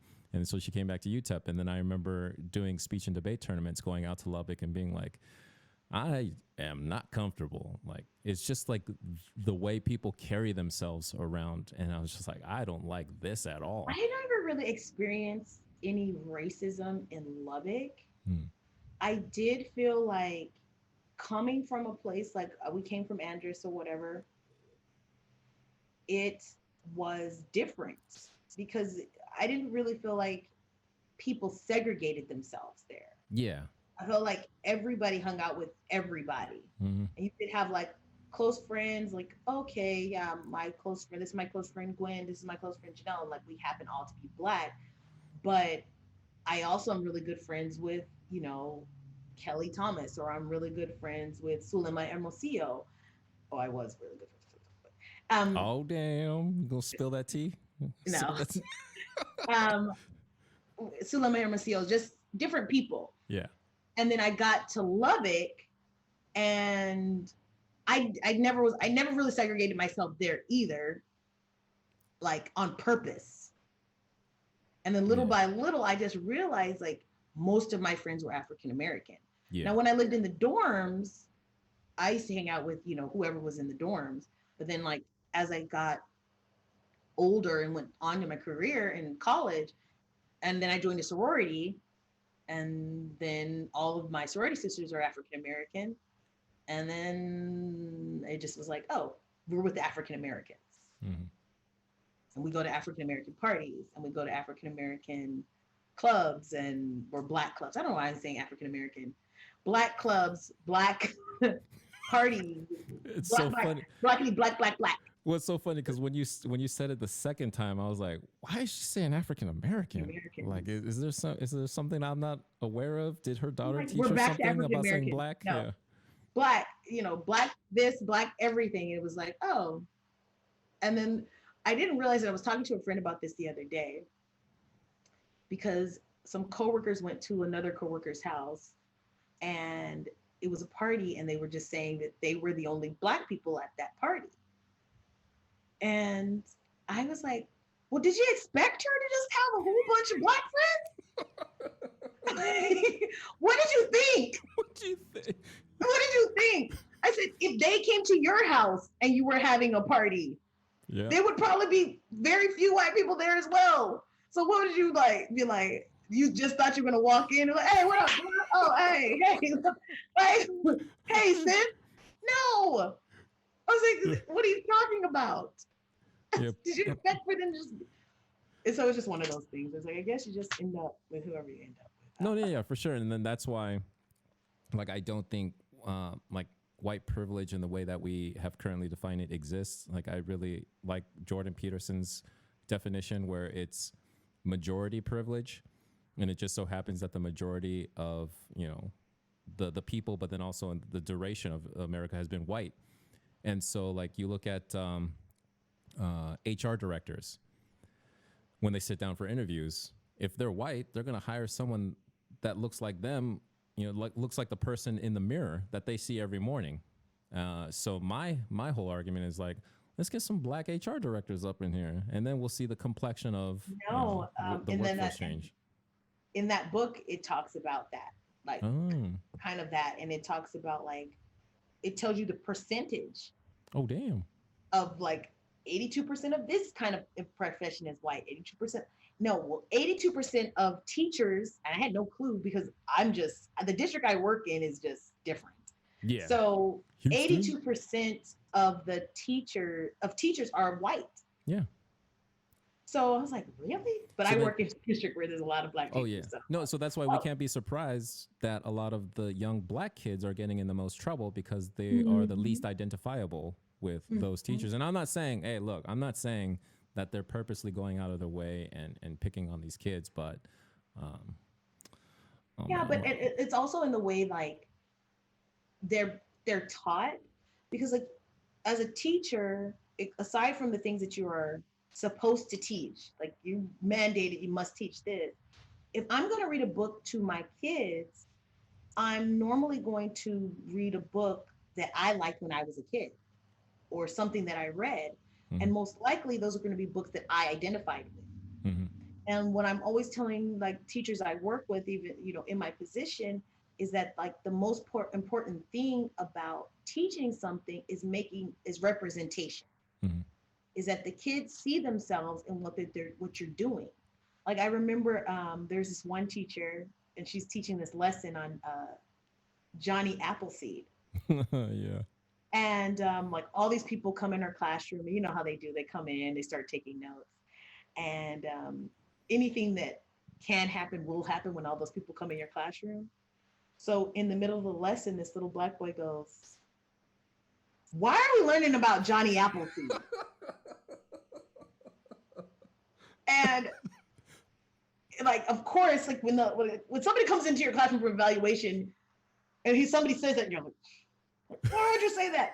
But he wasn't saying what, like, I was like, what you're not understanding is he was saying like, why is Johnny Appleseed important to me? Yeah. I live in the inner city in Houston, Texas. Why do I care about Johnny Appleseed? So it's like about representation. And I went to a seminar one time and the lady said, think about like if somebody took a picture of this whole room. We all got together and we took a picture of this whole room.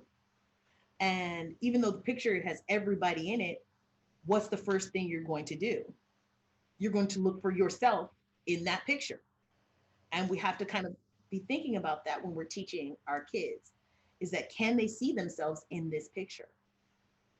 Like, where do they see themselves in your classroom? Where is it that you're teaching them about themselves? And I think that, like, just going back to that thing about the HR hiring is that we have to make sure that even if we aren't a person of color, that we're making sure that there's some representation in our classrooms, in our places of business, that people can see themselves there. Yeah, for sure. Damn, dropping these hot takes on society. Listen up, son. Janae's coming. with the fury. No, I think everything that you said obviously 100% correct as far as representation, but I feel like affirmative action uh was a misguided approach to that. It's like, let's go ahead and get, this portion of blacks, this portion of Mexicans, Asians represented, without really looking at like taking qualifications into consideration. And so it's like, would you rather have 10 people who are fully qualified, or 9 people who are fully qualified and one who's partially qualified but is black? And it's like, well, I want all 10 to be fully qualified. And then I remember someone had the example of like a pilot and like a doctor and all this kind of stuff. But then it becomes, well, how do we get the black people to that level? And so that's why I feel like it's okay. Let's start teaching about it, and it all boils down to education. So that's why I'm glad I'm talking with you as an educator too, because it all boils down to education. And then what you're saying, basically, from what I'm gathering, is that it goes even deeper than that, and it starts with representation within education, and then we can. So it's like, damn. It's like, I remember when I was in the classroom and we were watching, it was the day after President Obama had got elected. It was the day after. And we were like watching something on television, and I was showing something to the kids and they were talking about it or whatever. And I had a little boy, his name was Maurice, I'll never forget it. He was terrible. And at that point, he looked up at me and he goes, I can be president? Like, even right now, it's making me want to tear up, because it was like the first time in his whole life that he really realized that he could do that. He looked up at me and he goes, this is a true story. He goes, he was a badass too. He was like, I could be president? And I said, yeah, you could be anything you want to be. I was like, I tell you that every day. You could be anything you want to be. It was like an epiphany. Like, wow, I could do that. Like, I could be a president. Like, maybe I'll stop stealing and lying. Yeah. He's terrible. But loved him to death, but no. Like, that was a thing. Well, it feels like that's something that, white kids take for granted. Like, oh yeah, duh, I can be president. I mean, I could be CEO, president of the world if I wanted to, because they have representation. But then for young black kids, forget it. It's like, what? It was like, even then I think it would make you tear up. But yeah, going back to like that affirmative action thing, I feel like it's really no difference, because like, okay, yeah, maybe they got some breaks with affirmative action. I don't really think they did. I think that people had to be 10 times more qualified even to get a job with affirmative action. But people get jobs all the time. And I'm not going to say white people, but I'm saying white people get jobs all the time for the sheer fact that they knew somebody. Yeah, networking. You know what I'm saying? And as black people, we don't have a lot of people in those positions to get jobs because, oh, I knew somebody. Or, oh yeah, I played golf with him. My grandfather grew up with him. You know what I'm saying? So, sorry. Even if you weren't as qualified, but I think that even with affirmative action, black people have to be, or people of color, even, not even just black people. When I'm talking about black people, I'm talking about all people of color have to be 10 times qualified to sometimes to get some of the positions or opportunities that they get, or work 10 times harder. Yeah. So. Well, it's because I was also listening to this guy, I guess from the 70s, who's like hella old now, Soul, Thomas Sowell or something like that. You know what I'm talking about? Let me see. Yeah, Thomas Sowell. Okay, so he's a black intellectual, and he was talking about when he was at Cornell, or he was talking about these students at Cornell, and the black students there were all failing. And then he was just like, what the hell? Why are all these kids failing? And it's like, oh, they're in the top 75th percentile. And we really only take the 99th percentile, so they can't keep up. So if they were in any other university, they would excel. They would have, but because they're at Cornell, they're all on academic probation because they're not as qualified. And I'm not saying that applies to all black people. I'm just saying, I'm just saying that I feel like affirmative action was good natured. It had good intentions, but I feel like forcing companies to hire people just based on color and not solely on qualification. I don't know if it did more detriment, but I feel like now we're getting to a place where we're recognizing all the how intricate it is, and it's not something that we can just umbrella and just say boom, Not here an we go. umbrella. Yeah. Mm-hmm. And so that I know, I get that. yeah, that's basically what I'm saying. I'm not over here like trying to be like No, we don't need yeah. no affirmative action. Yeah. Yeah. Be like, that set the brothers back. Yeah. What? Exactly. And then it's like, well, George is half black, and it's like, oh, of course, that makes sense. It's like, no, And I'm you not know saying what? People were like, oh, well, he's only, or anytime they're only half black. I'm like, there's no such thing as that. yeah, Because if you walked into a bar right now and there was a certain kind of person in there, they wouldn't be like, Yeah. oh, no, he's part Korean though. yeah, exactly. Like, oh, look closely. Like, yeah, like, oh, okay. They'd be like, yeah. So all these black guys came in there. One was half Korean. Don't be racist. One was half Korean.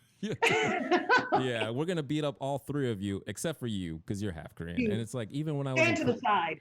yeah, just stand over there and look. No, but you don't get to participate. You just get to watch. But no, when I was even in Korea, it was like, oh, there's the black guy, and I had to be like, oh yeah, my mom's Korean, and then be like, oh, for real?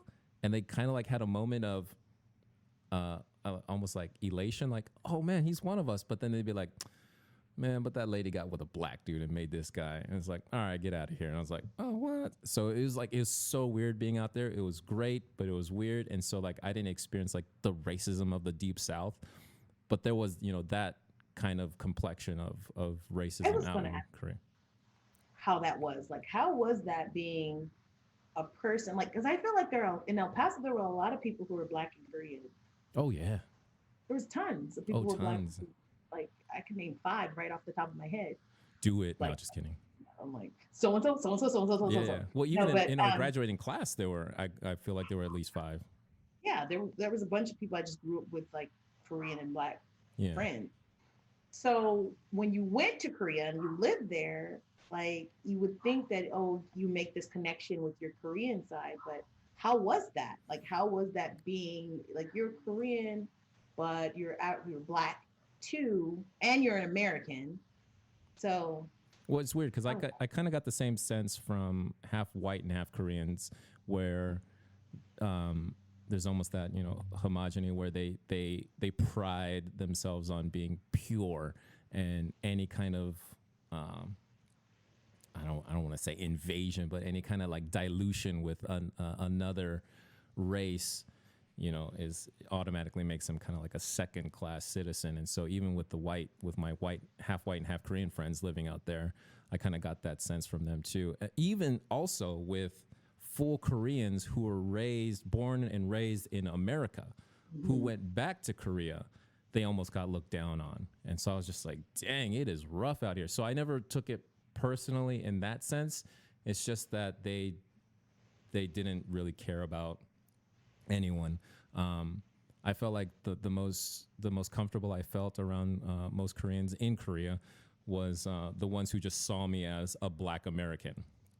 Yeah, I was half Korean, so I could kind of like pronounce Korean words a little bit better. But for the most part, it was just like, here is a black American. He's cool. We like hanging out with him. That's it.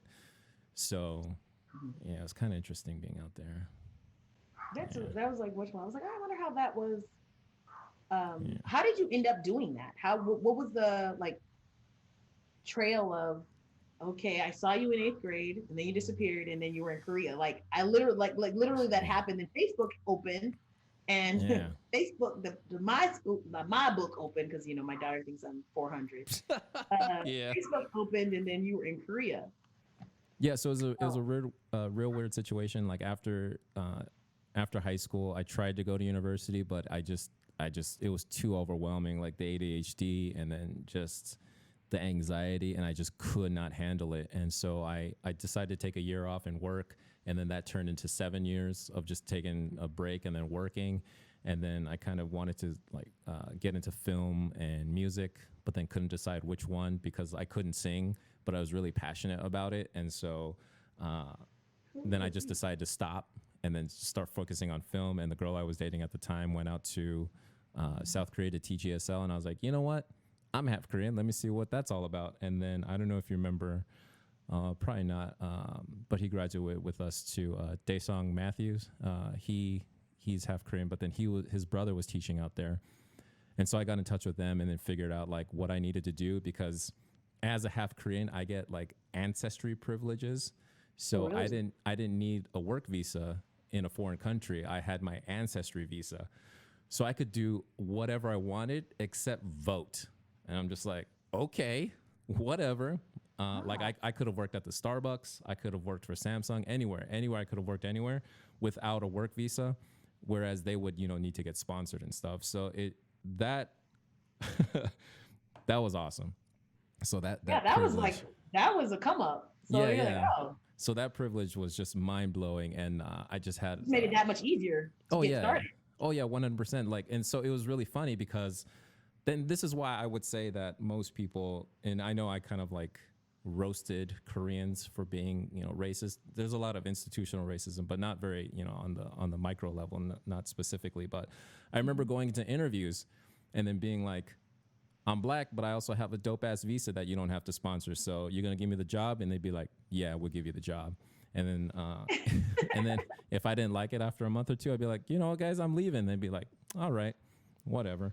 So, so it worked out really well. I got kind of spoiled in that sense, and then towards the end, they really started going after foreigners in general. Uh, and then because like they would have signs up, and I've said this before, but they would have signs up that would say no Africans allowed because Ebola was a big thing. And so Oh, did they mean like black people, or did they mean the white South Africans who are also teaching ESL out there? yeah. And then they meant black people. So we just could not go into bars because we had Ebola. So there was a huge scare. Oh, And yeah. again, it's not because they're.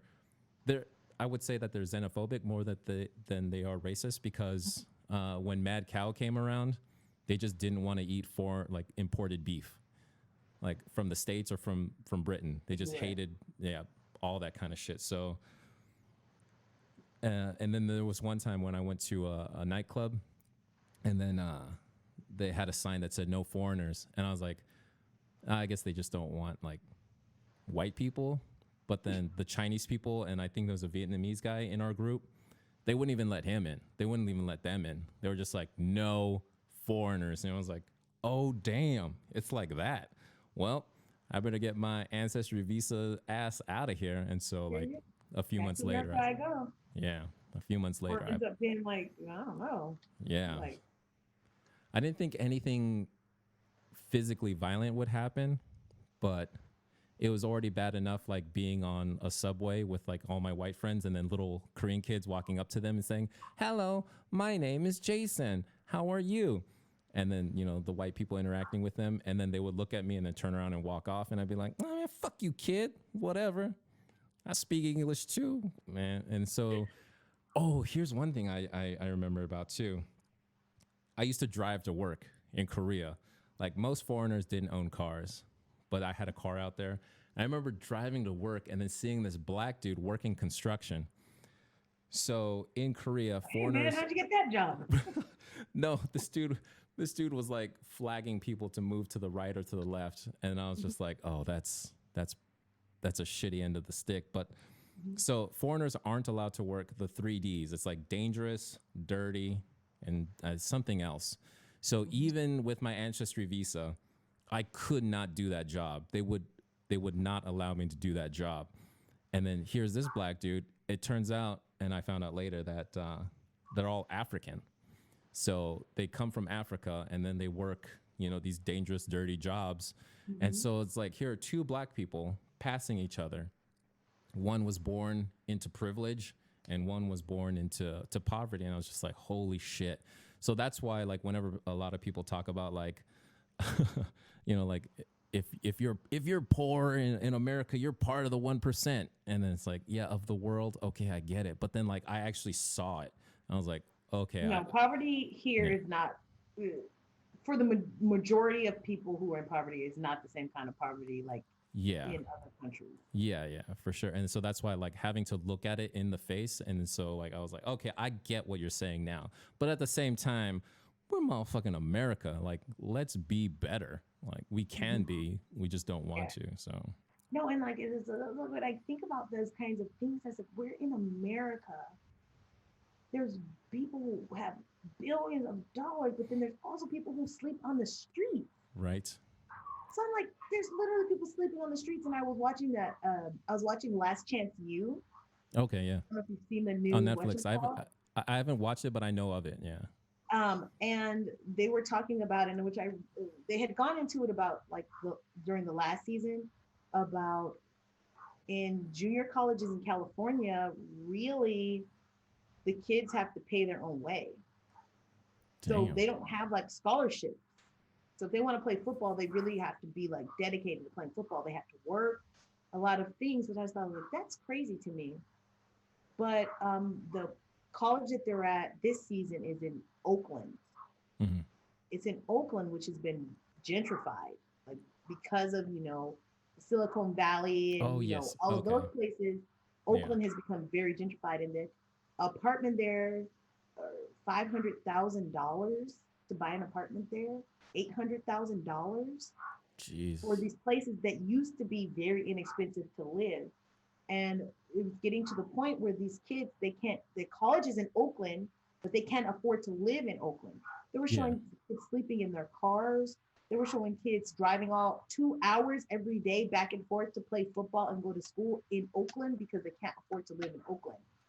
But the other flip side to that is they have a problem with homelessness that is crazy. Just these they were just showing it and just showing all of these people who really just weren't homeless, but now because they can't afford the homes there, they just have a very big homelessness problem. Like Yeah. hundreds of thousands of people living on the streets in Oakland. I just think that in America, that's ridiculous. That Yeah. people For that rich, but then these people could be that poor, and it's like, they're like, yeah. oh, we can't believe in socialism and da da da da. But like, Yeah. there's some Right. good things about socialism. Yeah. I mean, like, yeah, the We can fact get that displaced people home. yeah, well, the fact that 7-year-olds don't have to work, that's socialism. Yeah, the fact that Exactly. we have a 40-hour work week and we get the weekends off, that's socialism. Like, Yeah. so it's like all the benefits, but then yeah, but then I think again, it's like a slippery slope. They look Some at of the the most benefits. extreme. So it's like if we just do this What happened one to thing, then we might what as was real? well get a sickle and hammers tattooed on our. Did you freeze? Oh, okay. I thought you froze for a little bit. Oh man, we got deep into it. But my bladder's about to burst. I got all this water. That was fun. That was a great Yeah. conversation. Hopefully we can do it again sometime soon. Maybe get a group chat going. We'll get Jerome. We'll We get. gotta you gotta get Jerome on here. Oh yeah, for He's sure. he's very smart. He knows a lot about a lot of stuff. Okay, and so that's the one thing that I wanted to do was get a nice bank. So I interviewed Henry, I interviewed Diego, and now you. So then I'm gonna start creating clips and then sending them out because I know Margie Mendez, we're friends on Facebook. Carol Diaz, we're friends. Jerome, and I'll be like, hey, look, I'm doing this cool thing, and then maybe this could be like kind of like our substitute for the reunion Yeah, I the really 20-year yeah, what reunion. about that? Yeah. Yeah, yeah, I don't know because I want to find out what happened specifically, but I really think it was just too many cooks in the kitchen. I think it was just trying to please too many people instead of just saying, "Look, it's going to be here at this time. Either you make it or you don't." Well, I can't make it. Thank you for letting me know. Instead of, "Well, what can you make?" It should have just Yeah. been like flat out, "Here it is. We'll see you there." I People were don't. getting some heated debates in that chat though. I was Yeah. like, I'm just here for the comment. Yeah. And then I remember making a post about it too, just like being real flippant because I was like, man, I argue on Facebook for a living. Let me see if I can soothe the tension in here. And it kind of did for a little bit, but then yeah. So I want to talk to the people, the stakeholders. I want to talk to the people who are more actively involved with that. I don't want to say any names because I can't remember specifically, and I also don't want to call them out like that.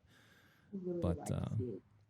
I think it's a really cool idea. I think like I was watching the one with Henry. I was like, this is really cool. Like, I Thank really you. want to see this build and grow, and I want to see what you're going to turn this into. So Yeah, I'll be following you. awesome. Thank you, Janae. For the 99 time capsule, thank you for tuning in. I'm going to turn into my radio voice now. Thank you very much, ladies and gentlemen, for sticking around and enjoying two kids with ADHD reminisce about life 20 plus years ago and currently. I don't even know. It was great because when we were talking about all that BLM stuff, uh, I started shaking, like the adrenaline started pumping. So I had to cut to just you and like yawn. I had to like get it out. And I look over and my white wife is just smiling like, there goes my man. And I was like, all right. Hey, I was like, all she's an ally. right. Yeah. So yeah, I'm gonna clip this up and then I'll tag you in it, and then I guess we're gonna end the stream. So thank you everyone for watching. All right, bye bye. Well, there goes the stream, but you're still on, Janae. So Okay. yeah, that was hella fun. Thank you very much for agreeing to do that. How'd I do? Was that Oh my fun? god, yeah, it was poignant as fuck. We had a lot of great points, and then it was just, oh my god, I haven't laughed like that in a minute because I'm an asshole, and I didn't realize how big of an asshole I was until I moved to Nevada, and you know what I'm saying? Got those herbal supplements, and I just like it calmed my mind, and I was able to see like, holy shit, like the ADHD and like all that stuff, and It's then not my normal time. I said I've never gone like to a doctor and said that's you have ADHD. I'm exactly, like, yeah. I have ADHD. Oh yeah, I know yeah, I do. I yeah. was like, you Well, read the little fill out the little survey for yeah, the kids, and I'm like, yeah. that smells familiar. Well, especially now, So like you said, like it's just filling one out of the those survey. things. Like I What is look, wrong with this thing? Why do I keep freezing? Is it my internet? I don't know, but Hold on. you're good. Oh yeah, it just froze.